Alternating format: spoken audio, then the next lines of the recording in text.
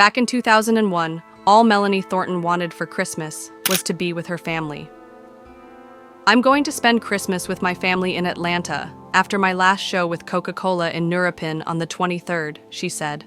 "I'll fly to Atlanta on the 24th, which is Christmas Eve for us, and I think in Germany too. Then on Christmas morning, I'm going to spend time with my mum, my sister, her family, and a bunch of friends." Tragically, these were some of her last words.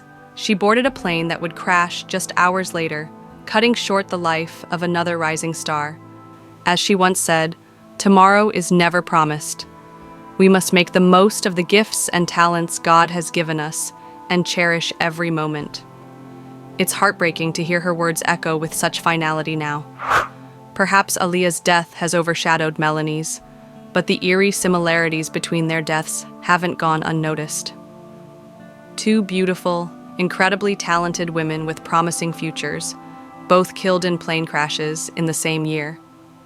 Some even believe they may have had a premonition of what was to come. When asked about her legacy, Melanie replied, "It's hard to say at the moment.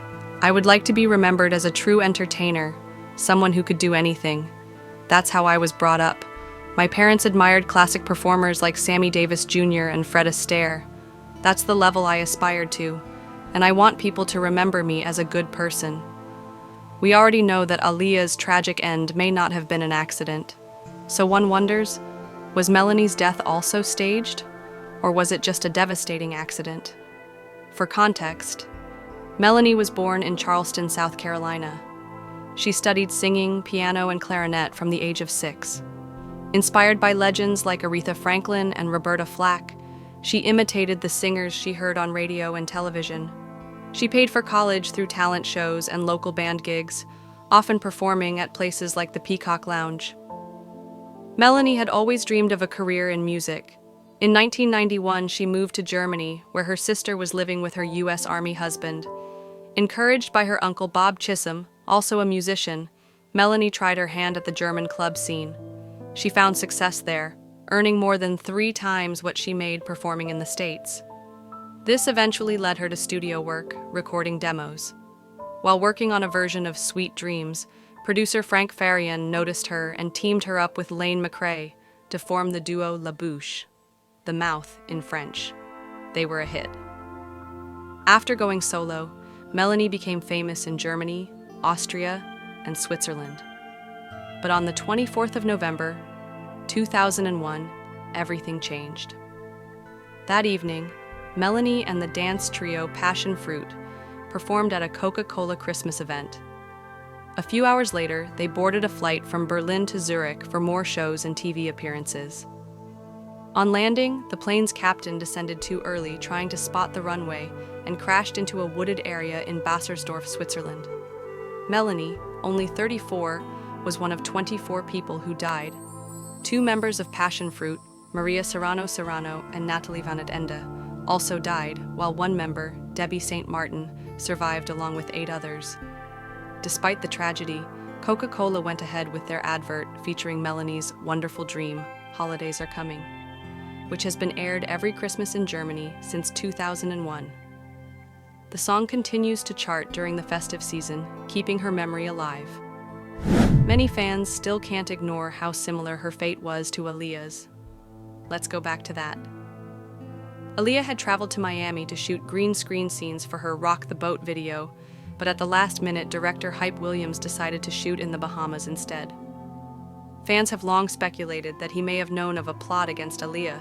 It's also common knowledge that Aaliyah hated flying and usually traveled with her family, but this time she went without them. Strangely, she wasn't supposed to leave the Bahamas that day, but ended up taking off early. To make matters worse, the plane was reportedly overloaded by several hundred pounds. Not only did the pilot not have a valid license, he was also allegedly under the influence of alcohol and drugs. Some believe that the pilot's bad reputation was used to deflect blame from the people who were really responsible for pressuring him to fly the plane. And here's the scary part.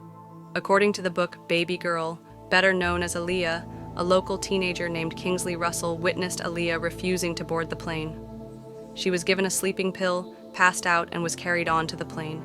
Before her death, Aaliyah gave an interview in which she described a dream. "It's dark.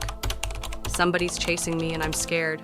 Suddenly I rise up and fly free, weightless, untouchable. It's a beautiful feeling. Strangely enough, Melanie's last album was called Ready to Fly. As for Aaliyah's upbringing, fans have long raised concerns about how her family turned a blind eye to the abuse she suffered, particularly at the hands of R. Kelly.